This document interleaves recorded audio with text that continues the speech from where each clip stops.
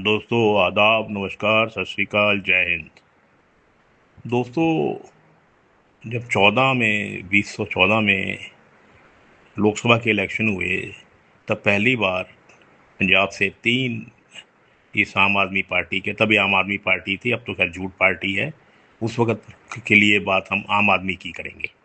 तीन एमपी चुन के गए थे। डॉक्टर धर्मवीर गांधी पटियाला से, प्रोफेसर साधु सिंह और भगवंत सिंह मान संगरूर से। बात हम आज भगवंत सिंह मान साहब की ही कर रहे हैं, तभी 14 का जिक्र आया। प्रोफेसर साधु सिंह और भगवंत मान पार्लियामेंट में इकट्ठे बैठते थे, उनको सीट अलॉट ऐसे की गई थी, एक पार्टी के थे, उनको इकट्ठे बैठाया गया था। और ये ऑन दी रिकॉर्ड है, ये कोई हवा में मैं नहीं फेंक रहा।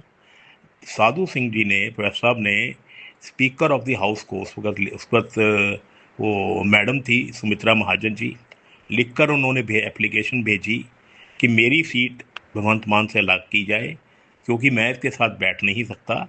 ये जब बैठ आता है पार्लियामेंट में, तब इसके अंदर से शराब की बदबू आती है, तो वो बदबू मैं सहन नहीं कर सकता, मैं गुरसिख आदमी हूँ।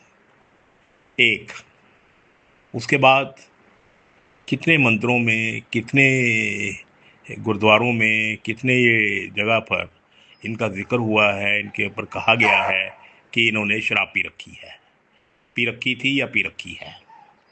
चलिए, फिर कई बार 40s में भी गए हैं साहेब हमारे वज़ीर आला, तो वो भी 40s में भी पूरा रिकॉर्ड मौजूद है भी क्या हुआ क्या नहीं हुआ। लेकिन लगता था कि उसके बाद कुछ बदलाव आया होगा, कुछ संभले होंगे, ये आदतें छूट गई होंगी। लेकिन आज बहुत शॉकिंग इंसिडेंट सामने आया है, जब जिसे हम मैं सो कॉल्ड ही कहूँगा, क्योंकि डेमोक्रेसी तो है ही नहीं, तो डेमोक्रेसी का मंदिर कहाँ से हो गया। लेकिन कहने में कहा जाता है कि डेमोक्रेसी के मंदिर में पंजाब के वज़ीर आला सरदार भगवंत सिंह जी मान शराब पी कर गए थे। कितना सही है कितना गलत है, इसका अंदाज़ा आवाम को लग गया होगा। और आवाम ऐसे चीफ मिनिस्टर से क्या इंसाफ की एक्सपेक्टेशन रखेगा, और क्या उस सूबे को ऐसे, क्या कहूँ, अब शराबी कहूँ क्या कहें, किस्म कहने में भी शर्म आती है, ऐसे चीफ मिनिस्टर से उसे उस स्टेट को क्या मिलने वाला है। ये मैं ये नहीं कहूँगा भी आज मजदूर डे पर इन्होंने इन्होंने मजदूर डे पर मजदूरों को कितनी अच्छी श्रद्धांजलि दी। इससे अच्छी श्रद्धांजलि मेरे ख्याल कोई हो नहीं सकती कि उस स्टेट का चीफ मिनिस्टर श्रद्धांजलि देने के लिए जो जो स्पेशल सेशन बुलाया गया, वहाँ वो शराब पी कर जाता है। मेरे ख्याल में 78 साल 79 साल की हमारी आज़ादी हो गई है, किसी भी स्टेट असेंबली में, किसी भी विधान परिषद में आज तक कोई चीफ मिनिस्टर शराब पी कर नहीं गया। ये आम आदमी पार्टी ने एक रिकॉर्ड बनाया है। दुख तो मुझे यहाँ हुआ कि जब जितने और उनके एमएलए थे, मंत्री साहबान थे, किसी ने इस बात पर एतराज़ नहीं किया।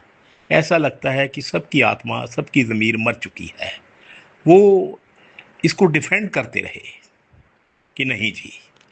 अगर मान लीजिए खैरा ने या एलओपी ने ये गलत बयान दिया कि उन्होंने नहीं पी रखी थी, तब अल्कोहल टेस्ट हो जाना चाहिए था।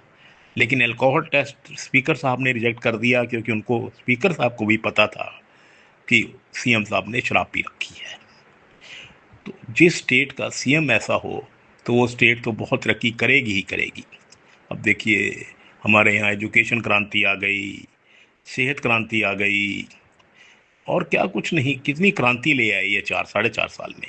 इतनी क्रांतियाँ तो भगवान शहीद आज़म भगत सिंह ने नहीं सोची होंगी हिंदुस्तान में, अगर वो आ जाते मरने के बाद, ना मरते, सॉरी, और वो हिंदुस्तान के प्राइम मिनिस्टर होते, तो वो भी इतनी क्रांतियाँ नहीं लेके आ सकते थे जितनी ये 4 साल 4.5 साल में ये झूठ सरकार, ये शराब पीने वाली सरकार ले आई। बहुत दुख की बात है, बहुत दुख की बात है। इससे ज़्यादा दुख और क्या होगा। और मुझे हैरानी होती है कि वो मफलर मैन पर, बुशर्ट मैन पर, वो क्यों इस नालायक आदमी को अभी भी चीफ मिनिस्टर रखे हुए हैं। अभी भी उसको एक्ट करना चाहिए। अगर वो इस गलत फहमी में है, जी रहा है कि ये बंदा 27 के इलेक्शंस में अपनी जोक्स की वजह से, जुमलों की वजह से वोट बैंक क्रिएट करेगा या वोट्स लेके आएगा, भूल जाए। अब वो वक्त नहीं रहा, वो वक्त बदल गया साहब, वो ज़माने बदल गए। अब लोग इससे बहुत बुरी तरह खफा हैं, नाराज़ हैं, और मेरा ख्याल है वो नाराज़गी और वो जो बददिली है वो 27 में नज़र आ जाएगी। यहाँ मैं एक बात और कहना चाहूँगा कि ये नहीं कि हम सिर्फ सीएम को ही कंडेम कर रहे हैं। मैं खैरा खैरा साहब को भी कंडेम करूँगा। जिस तरह वो बैठे हैं वहाँ आकर, वो नहीं, ऐसे नहीं बैठना चाहिए। एक असेंबली का एक सिस्टम होता है, एक डेकोरम होता है, कैसे बैठना है, कैसे बोलना है, कैसे बात। चलो आप बोलने बोलने तो सब ऐसे ही बोलने लग गए हैं, लेकिन बैठने में तो ये गलत है। वो टीवी पर दिखाया भी गया था भी कैसे बैठे थे। और उससे बड़ी गलत बात खैरा साहब ने ये की कि उन्होंने भगवंत मान की वाइफ का जिक्र किया कि वो ऐसे बैठी थी। तो वो उसमें भगवंत मान की वाइफ डॉक्टर गुरप्रीत और इनमें ज़मीन आसमान का फ़र्क है। वो एमएलए नहीं है, वो विजिटर गैलरी में बैठी थी। विजिटर गैलरी में आदमी ये लग्जरी ले सकता है, लेकिन एमएलए या कोई मंत्री या सीएम इस चीज़ की लग्जरी नहीं ले सकता, जैसे खैरा साहब बैठे थे। तो बहुत दुख वाली बात है खैरा साहब, आप भी अपना रवैया ठीक कीजिए। और आप खुद शीशे के मकान में रहते हैं, तो औरों पर पत्थर फेंकने का आपको कतई हक नहीं है। तो मेरे ख्याल में आपको भी अपना रवैया ठीक करना पड़ेगा। यहाँ मैं प्रताप सिंह बाजवा साहब एलओपी का भी जिक्र करना चाहूँगा। मैंने सुना उनको, उन्होंने कहा सीएम को कि सीएम साहब, जो 7.5 लाख एम्प्लॉयज़ और पेंशनर का जो डीए और उनका एरियर बाकी है, आज मजदूर डे है, लेबर डे है, आज अनाउंस कर दीजिए। क्यों उनको कोर्टों में जाना पड़ रहा है? तो उन्होंने तो ये भी ऑफ़र की कि आप अपनी एमएलएज़ की, अपनी और हमारी सब एमएलएज़ की तनख्वाह चाहे 2-3 महीने के लिए बंद कर दीजिए, अगर ऐसा करने से कुछ उनको फाइनेंस को कुछ फ़ायदा होता हो। लेकिन सीएम साहब ने उस पर भी कोई गौर नहीं किया, क्योंकि वो और ही दुनिया में थे। जिस दुनिया में वो रहते हैं, उस दुनिया में शायद कोई और पहुंच नहीं सकता। और मैं दुआ करूंगा अल्लाह ताला से उस दुनिया में कोई पहुंचे भी ना। देखिए, शराब पीने के अपने नियम होते हैं, मैं नहीं कहता शराब पीना कोई गुनाह है। मेरे ख्याल में पंजाब का हर एक शरीफ आदमी शाम को, दिन ढले, 1-2 ड्रिंक लेता है। That is a normal thing, that is not to be condemned, that is acceptable in our society. अब तो लेडीज़ भी लेने लग गई हैं, और वो भी कोई गुनाह नहीं है। अगर लेडी लेती है तो क्यों नहीं ले सकती? अगर आदमी लेता है तो लेडी भी ले। तो कहाँ लिखा है कि भी लेडी नहीं ड्रिंक कर सकती? लेकिन विद इन लिमिट। लेकिन अगर कोई दिन में शराब पीता है तो दैट इज़ नॉट एक्सेप्टेबल। आज मजदूर डे पर इससे अच्छा तोहफा मजदूरों को एक कॉमन आदमी ने, एक लोअर मिडिल क्लास आदमी ने बहुत ही ज़बरदस्त तोहफा दिया है, जो तोहफा मेरे ख्याल में सारी उम्र मजदूर कम्युनिटी, हमारे भाई बहन याद रखेंगे। मैं फिर कहता हूँ एक शेर जो मैं अक्सर पढ़ा करता हूँ, इस शेर से अपनी बात ख़त्म करूँगा।